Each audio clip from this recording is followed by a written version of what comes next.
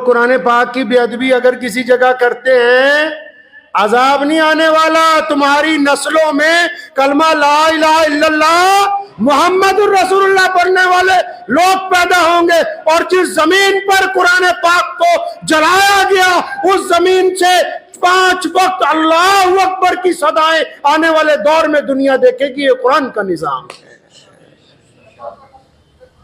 ये कुरान की सदाकत है। कैसर ने, किसरा ने, परवेज ने हमारे नबी अलैहि सलाम का खत फाड़ा।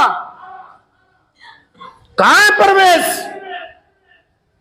कहां है कैसर किसरा, कहां है हरमस, कहां है फरास के बड़े बड़े शहजादे जिन्होंने पूरी ताकत के साथ बैतुल मुकद्दस को घेरने की कोशिश की। अल्लाह तबारक व तआला के कुरान का निजाम है। कुरान पाक अपने अंदाज से कायम किया गया, ऐसी किताब दुनिया में नहीं है। कुरान मरीजों के लिए शिफा है, कुरान नाउम्मीद लोगों के लिए उम्मीद की किरण है, कुरान बुज़दिल लोगों के लिए हिम्मत का पैगाम है, कुरान नफरत के दरमियान मोहब्बत को पैदा करता है।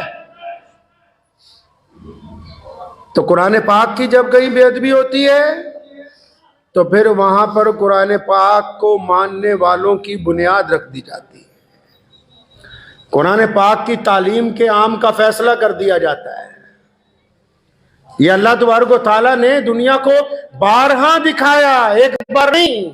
इसमें कोई मुसलमानों का कमाल नहीं है, ना मुसलमानों की तादाद का। अल्लाह ने खुद फरमाया कि मैंने इसकी हिफाजत का जिम्मा लिया है। अल्लाह ने फरमाया कि मैंने कुरान की हिफाजत का जिम्मा खुद उठा रखा है। क़यामत तक अल्लाह की यह किताब कायम रहेगी, क़यामत तक। प्यारे नबी हज़रत मोहम्मद रसूलुल्लाह सल्लल्लाहु अलैहि वसल्लम को यह खूबसूरत किताब अता की गई है। कुरान पाक ने असलूब तय किए जिंदगी गुजारने के। हम रंग और रंग, नस्लो नस्ल के लोग हैं इस्लाम के अंदर। हरम के बेटों में मक्का मुकर्रमा से आप देख लीजिए, दुनिया की जिस मर्जी सिमत में निकल जाइए, कुरान पाक जो है किसी एक कौम का, एक रंग का, एक जुबान का, एक नस्ल का थोड़ी है। हमारे मुल्क में भी जिन लोगों ने नौजुबिल्लाह कुरान पाक पर एतराज किया कि इसमें आतंक की आयतें, जब कुरान पढ़ना आता ही नहीं, जिस दिन कुरान पढ़ोगे तो पता ये लगेगा कि आतंकवाद के खिलाफ जिन आयतों को तुमने ये कहा कि आतंक की है, दुनिया में आतंकवाद के खिलाफ पहली सर्जिकल स्ट्राइक, दुनिया में आतंकवाद के खिलाफ पहले हक और इंसाफ का अगर कोई ऐलान करता है तो अल्लाह तबारक व तआला का कुरान करता है। कुरान पाक ने जिंदगी गुजारने का कोई शोबा ही नहीं छोड़ा जिसमें इंसानों की रहनुमाई ना की हो। तो मुसलमानों का तो ईमान बढ़ जाता है। दुनिया में पहले दस्तूर था ना, धमकी देते थे, लोग डर जाते थे। कुरान ने इसको बदल दिया।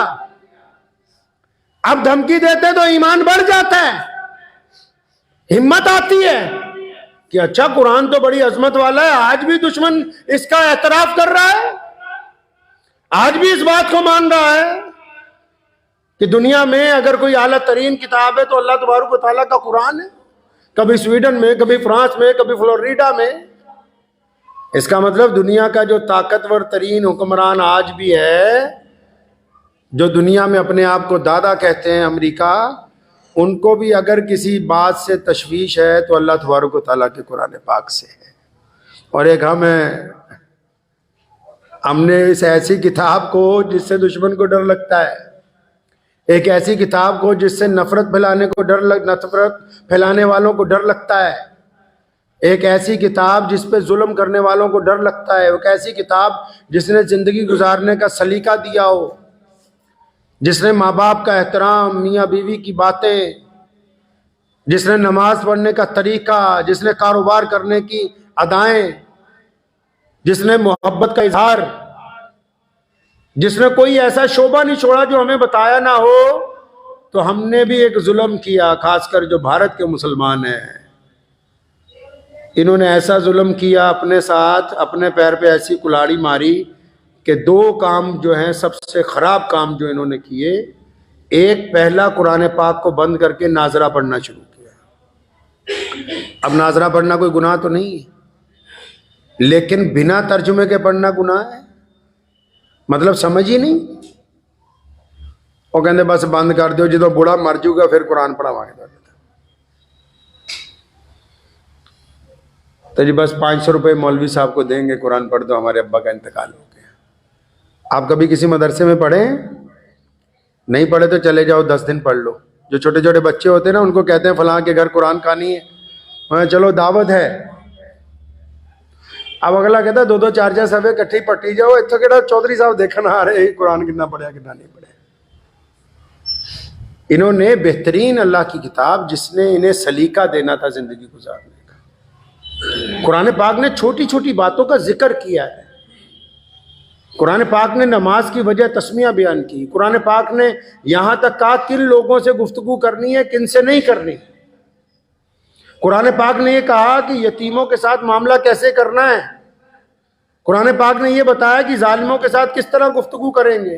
कुरान पाक ने कहा कि सड़क पर चलना कैसे, व्यापार कैसे करना है, भाइयों बहनों के साथ मामलात कैसे होने, माल की तकसीम किस अंदाज से की जानी है, बीमार हो जाओ तो शिफा कैसे मिलेगी इस किताब में से,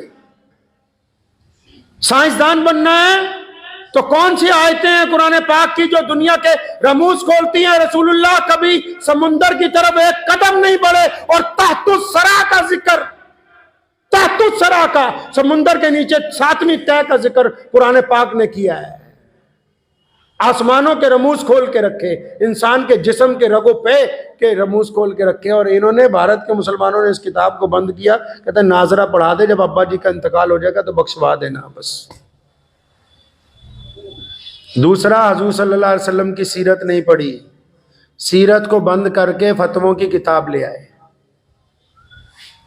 कुरान पढ़ते, सीरत पढ़ते तो कुरान समझ में आता।